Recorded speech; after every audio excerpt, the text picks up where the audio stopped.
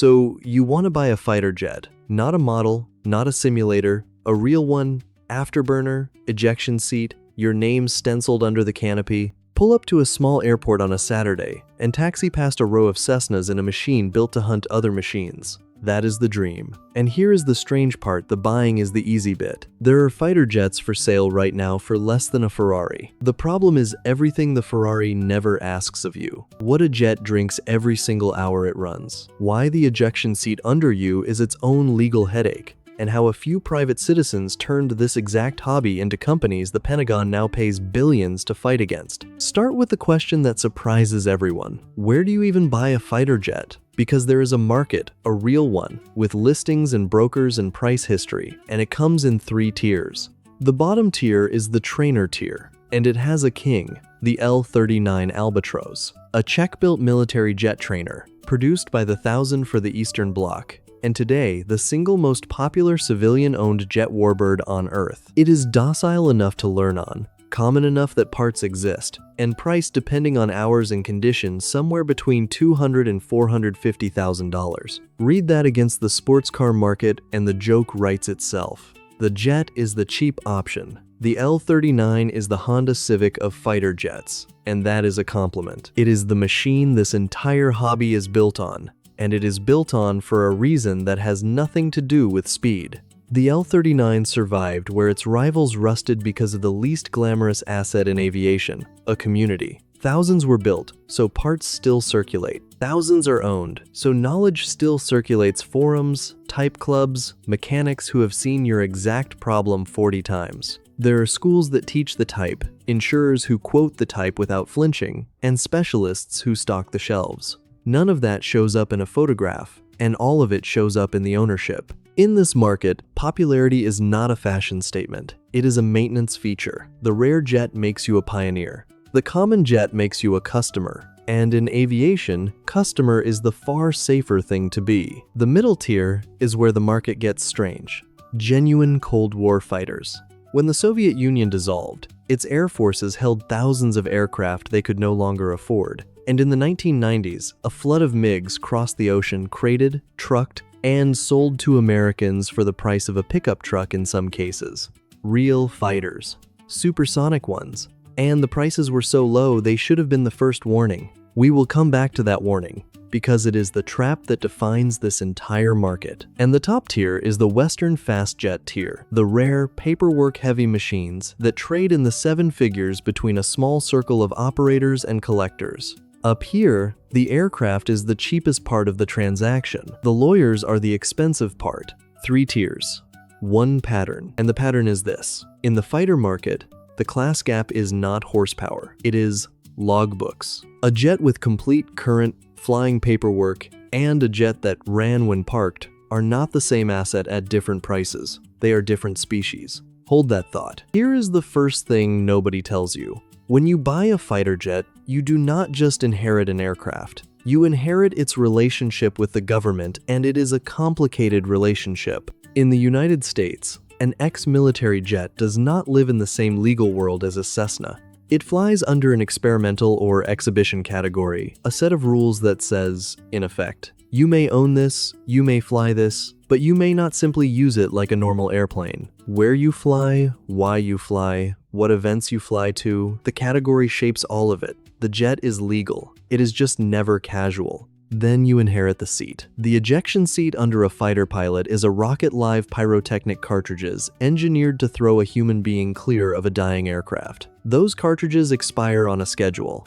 They are regulated like the explosives they are. So every civilian jet owner faces a 3-way choice. Maintain the live seat with the paperwork and specialist servicing that means, deactivate it, and accept you are strapping into a fighter with no way out, or certify some middle path that your insurer and your conscience can both live with. There is no fourth option, and none of the 3 is free. Then you inherit the language problem. Your MiG's maintenance manuals were written in Russian for conscript mechanics, inside a supply system that no longer exists. Every torque value, every inspection interval, every warning translated, interpreted, or guessed. The L-39 community solved this over decades, collectively. The rarer your jet, the more alone you are. And finally, you inherit a gate you cannot buy your way through: training.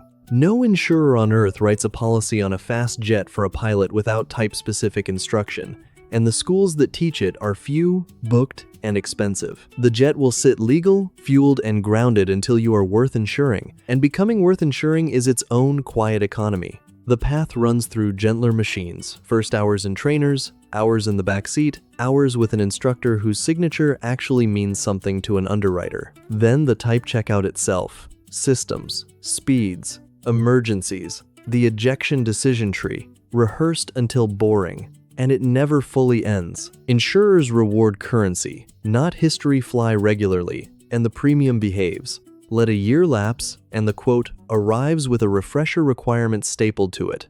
Owners in this world describe it the same way. You do not buy a fighter jet once. You subscribe to being the kind of pilot who is allowed to fly one, and the subscription renews every single year, in hours and intuition. So, a legal category with opinions, a rocket under your spine, manuals in a dead empire's language, and an insurance industry holding the keys. Now let's talk about why people sign up anyway, because the earning side of this market is unlike anything else in aviation. Because here is where it gets genuinely interesting. A civilian fighter jet has 4 ways to earn, and the first one is so big it changed the industry. Layer 1 is adversary air. Militaries need enemies to train against fast jets flying hostile profiles so that frontline pilots can practice against something real. For decades, air forces burned their own frontline jets doing this at frontline cost. Then private companies made an offer. We will buy retired fighters, maintain them ourselves, and be your enemy for a fraction of your hourly cost. It worked. Today, private adversary air companies operate entire fleets of ex-military jets, flown by former military pilots, and the contracts are enormous. The American program that put this industry on the map carried a ceiling of about $6.4 billion across its vendors. Billion for the private ownership of fighter jets as a service. This is the crown jewel of the market, and later in this video you will meet the man who proved it could be done. And it is worth pausing on what this business actually looks like, because it is gloriously mundane. A contract adversary pilot commutes to work like anyone else. The morning is a briefing. Today you are the enemy. Here is the profile. Here are the rules. Then the jets launch. Fly their assigned threat. Get defeated on schedule by pilots half their aircraft's age, land, debrief, and invoice. No glamour, no mystery sorties sold by the flight hour, maintenance logged by the book, margins earned in the hangar, not the sky. The militaries love it for the least romantic reason imaginable. It is cheaper than doing it themselves, and the readiness math works. Private fighter jets, in other words, earning a living the way trucks do by the mile, for a client who pays on time. Layer 2 is the air show. A performing jet smoke on, afterburner lit, flown by a name the announcer can sell, earns real appearance fees every summer weekend, and the airshow circuit is an established, insured, scheduled industry. Layer 3 is the screen. Productions need jets the way they need tanks and carriers because audiences can tell.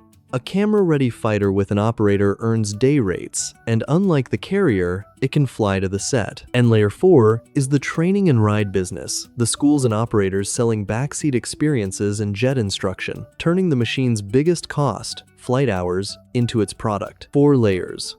1 aircraft. So far, this sounds like the rare military asset with a genuine business plan attached. Now, before the trap, before the ledger, you need to hear the number that rules everything in this market. Fuel. A fast jet at full power drinks hundreds of gallons per hour, not per trip, per hour. Run the honest math on one ordinary flying weekend, a couple of hours in the air, and you have burned more fuel than a family car uses in an entire year of commuting. Listen to that again. 1 weekend, 1 year, same fuel bill. And fuel is the one cost in this market that never negotiates, never depreciates, and never takes a season off. Every other number in this video is built on top of that one, which is why real owners plan flights the way climbers plan expeditions. Nobody in this world just goes flying on a whim. A sortie is scheduled, briefed, and budgeted before the canopy closes, because the meter is honest and the fuel truck does not do surprises. Veterans of the hobby joke that the fuel supplier is the real co-owner of every jet on the field. He sees the aircraft more often than the pilot's family does. And unlike the bank, he gets paid the same afternoon. Learn to love that discipline and the jet is manageable. Resent it, and the jet has already begun leaving you. Now flip the ledger over, because the fuel is only the first line. The honest way to price a jet is not the purchase, it is the hour. Owners in this world budget somewhere between $1,500 and $3,000 for every hour flown. All in, and the all in is what matters. Fuel, yes, but also the engine reserve, because a jet engine is not repaired by the year. It is overhauled by the hour, and every hour you fly is a deposit toward a 5 or 6-figure appointment that is coming whether you save for it or not. Then, the inspections. Experimental and exhibition aircraft live on condition inspections, signed by people qualified to sign them, and the population of mechanics who can legally and competently maintain a Cold War fighter is small, aging, and priced like the scarce resource it is. Your jet does not wait in line at the local shop. The local shop waits for a specialist to fly in. And behind the specialist stands the other half of the problem, the parts. Owning a Cold War jet means running a procurement office of hunting components across continents, learning which country still has a warehouse, which broker actually answers, and what freight and customs add to a part that was cheap the moment before it crossed a border. The searching is measured in weeks, the shipping in months, and the mechanic's calendar, not yours, is the true schedule of your flying year. The happiest owners in this market share one habit. They buy the next part before the current one fails. Because in Cold War aviation, inventory is not clutter. Inventory is uptime. Then the insurance hull coverage on a fast machine plus liability for what a fast machine can do priced against your training, your hours in type, and the insurer's memory of every accident in the category. And then the hangar. Because a jet lives indoors at jet-sized rates, whether it flew this month or not. Add it up, and the pattern is the same one we found under the tank and the carrier. The purchase price is a ticket, not a cost. The cost is the meter, and the meter runs by the hour. Which brings us to the trap, the one this market practically invented. The trap is the cheap MiG. In the 1990s, they were everywhere, genuine supersonic fighters, created in the collapse of an empire, selling in America for less than a new truck. It looked like the arbitrage of the century. A $2 million machine for 50 grand, just add fuel. Here is what the buyers learned, one hangar at a time.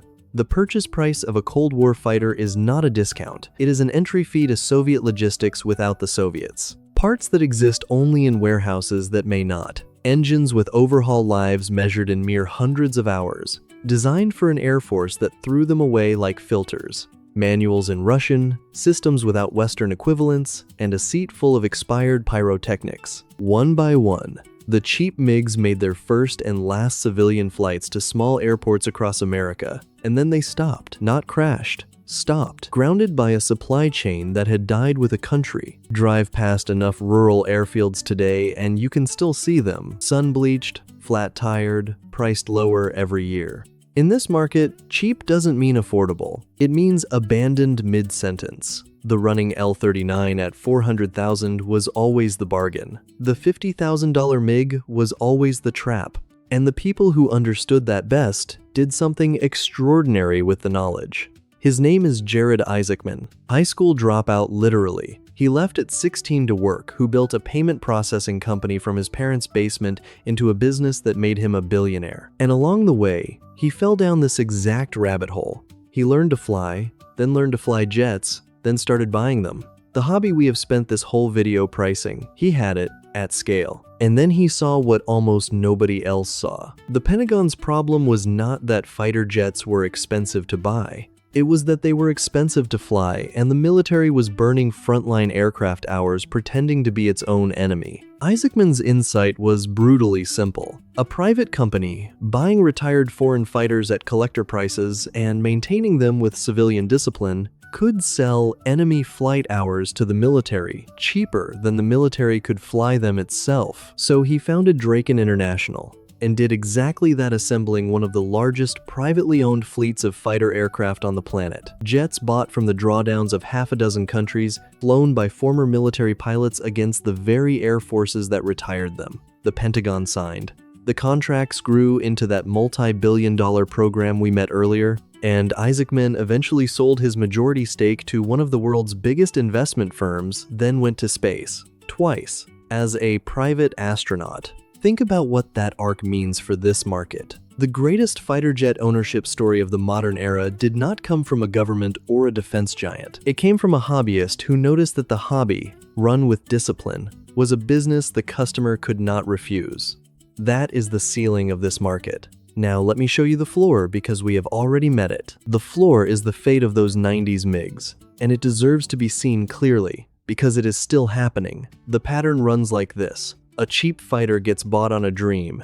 It flies briefly, gloriously on whatever component life it arrived with. Then the first big clock expires. An engine reaches its overhaul limit. A seat cartridge dates out. An inspection finds the thing inspections always find. The owner gets the quote. The quote exceeds what he paid for the entire aircraft, and the jet enters the long stillness hangar queen, then ramp ornament, then classified listing, then donor. Sold again, cheaper, to the next dreamer, who repeats the cycle with fewer parts. The world's fastest machines, dying not of damage, but of arithmetic. Every mature owner in this market can point to one on their home field. Most of them bought their first jet standing next to it, being told the lesson. The ones who listened bought running L-39s. The ones who didn't became the lesson. And here is the strange mercy of the graveyard. It feeds the survivors. Every grounded MiG on a back ramp is, to the flying fleet, a shelf instruments, actuators, canopy seals, the 1,000 small parts no factory will ever make again. Owners of airworthy examples quietly track the derelicts the way vultures track weather.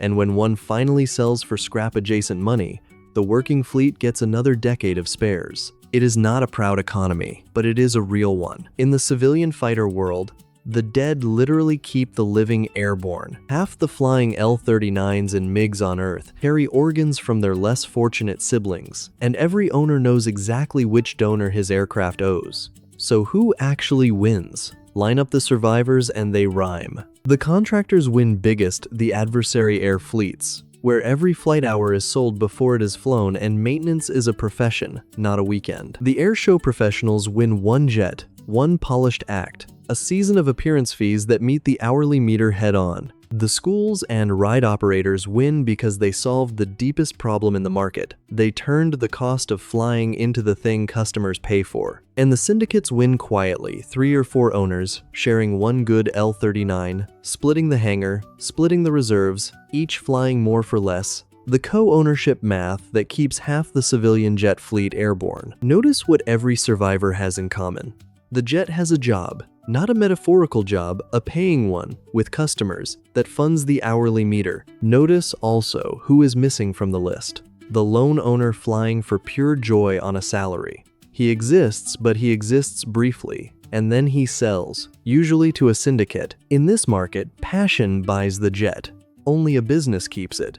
Even the syndicates, the friendliest corner of this market, run on business bones. Behind every shared jet sits an operating agreement, a scheduling calendar, a maintenance reserve that each partner funds by the hour whether he flew or not, and a group chat that functions as a tiny squadron operations desk. The formula is old, and it works. Split the fixed costs 4 ways. Keep the hourly costs honest, and suddenly a fighter jet costs each partner about what a serious boat would, with the difference that the boat never once lit an afterburner on a cold, clear morning. The syndicate is the hobbyist's answer to the contractor's insight. Nobody can carry a fighter alone, so the winners never try. So, does owning a fighter jet actually work? The honest answer this market gives is, it works exactly as well as the job you give it. Here is the good year. You own a quarter share of a well-kept L-39. It flew a full airshow season with a fee at every stop. The syndicate's ride weekends sold out.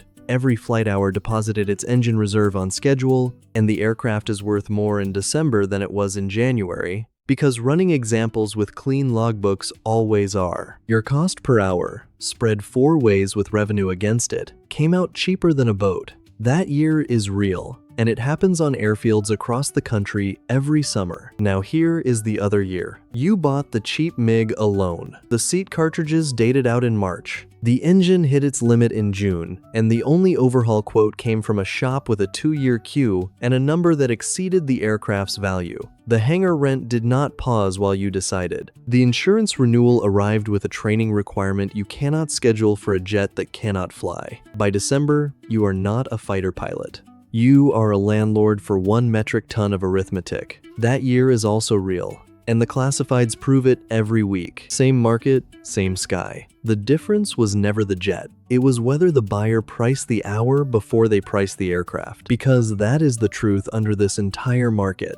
A fighter jet was never a vehicle. It is the tip of a supply chain, a spear with a national budget for a shaft. Air forces don't just fly these machines. They surround them with depots and fuel contracts and 1,000 trained hands. Buy the tip, and the rest of the spear becomes your problem. That is the whole game. A fighter with a job is a business. A fighter without a country is just the fastest bill ever built.